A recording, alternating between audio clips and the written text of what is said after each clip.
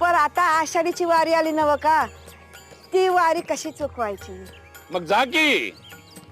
आपण तुमचं दर्शन, तुमची कृपा.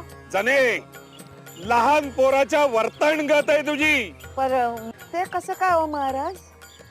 तुला लाडू खायचेत आणि ते संपवायचे देखील नाही. 2 दगडांवर पाय ठेवून उभा राहायचंय तुला. तुला हेही पाहिजे आणि तेही सोडवत नाही.